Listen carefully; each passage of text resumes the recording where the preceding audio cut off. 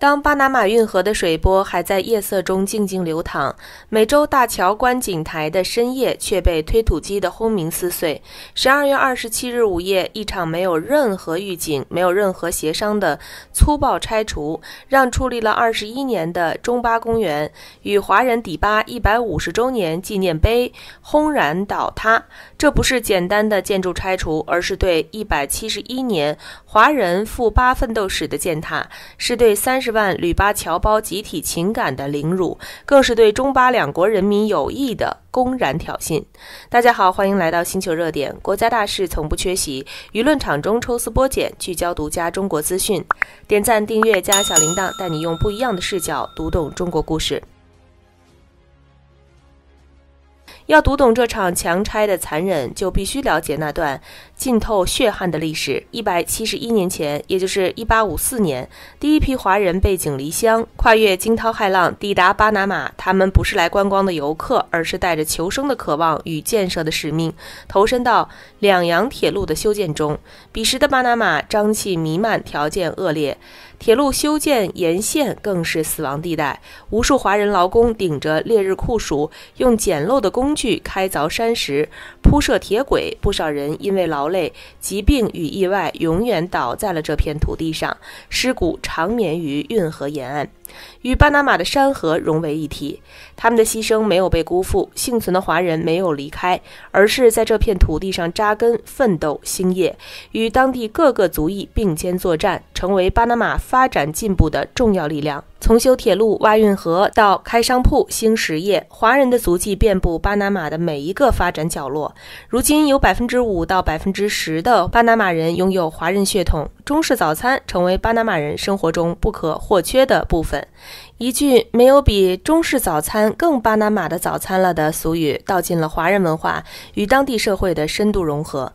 而為了肯定華人對巴拿馬的卓越貢獻，2004年巴拿馬國會通過決議，將每年的3月30日定為華人日。這個節日的設立不僅是對華人100年付出的正式認可，更彰顯了巴拿馬開放多元的文化胸懷。也正是在這一年，在華人社團的自籌資金與中國政府的資助下，中巴公園與華人抵巴150周年紀念碑在美洲大橋西岸正式落成。可誰也沒有想到，這座承載着歷史記憶與民族情感的精神地標，會在21年後的一個深夜遭遇滅頂之災。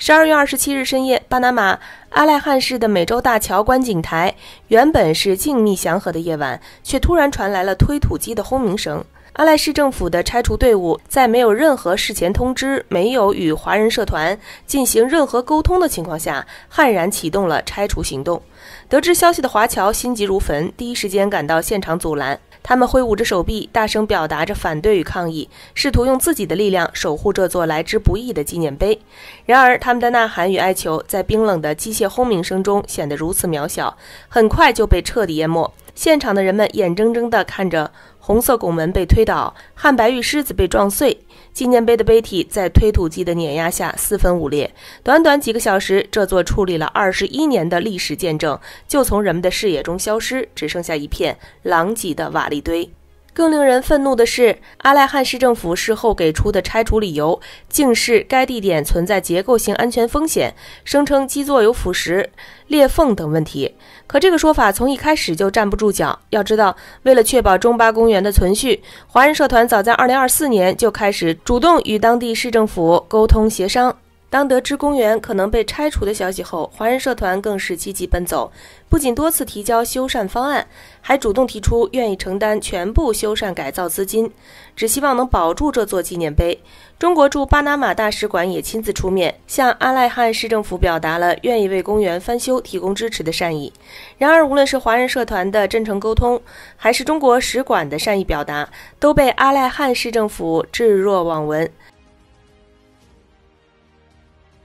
深夜强拆事件發生後，迅速在巴拿馬社會引發軒然大波，也讓這場事件的幕後黑手浮出水面。主導這一切的正是阿賴漢市市長斯蒂芬妮·達揚·佩尼亞爾瓦。資料顯示，現年32歲的佩尼亞爾瓦此前是律師和環保主義者，近年來才投身政界。2024年，他以獨立候選人的身份參選阿賴漢市市長，背後卻得到了巴拿馬人民黨的支持，最終成功當選，任期從2024年至2029年。而這場強拆正是佩尼亞爾瓦蓄謀已久的行動。早在2025年1月，佩尼亞爾瓦就曾在社交媒體上發布過美洲大橋觀景台的翻新效果圖。細心的人發現，在這張效果圖中，華人紀念碑已經被徹底移除，不見蹤影。當時他還宣稱，我們正在拯救公共空間，以促進文化、旅遊、經濟和商業。這一行為引起了華人社團的高度警惕。紀念碑的捐贈方巴拿馬中華總會第一時間致信佩尼亞爾瓦，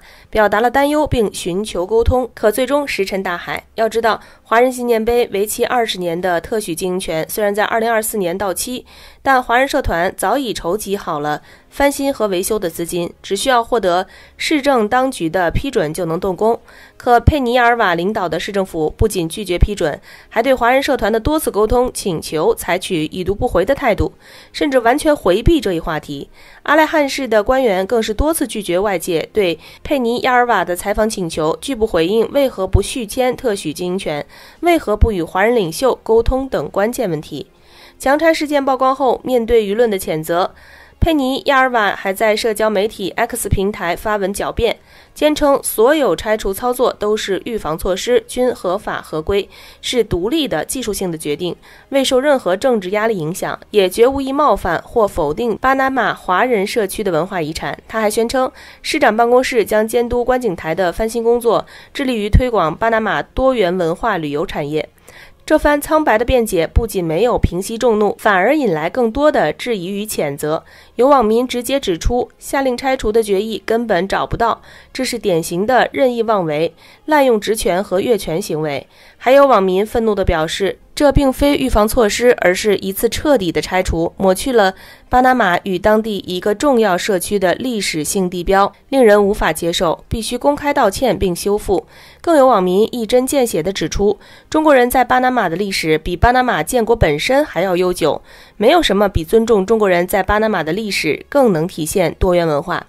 當然，面對這一惡劣行徑，中國官方也迅速做出強烈回應，堅定捍衛華人權益與中巴友好大局。12月29日，中國駐巴拿馬大使館發布嚴正聲明，對阿賴漢市政府的強拆行為表示極度震驚、強烈憤慨和堅決反對。聲明指出，此舉不僅粗暴踐踏了巴拿馬30萬華僑華人同胞的集體感情，也嚴重傷害了中國人民對巴拿馬人民的友好情誼。公園和紀念碑不是任何一個團體、地方政府的財產，而是巴拿馬國家的財產，是中巴兩國人民的共同精神財富。大使館明確呼籲有關當局對拆除事件進行徹查，嚴肅懲戒違法違規行為，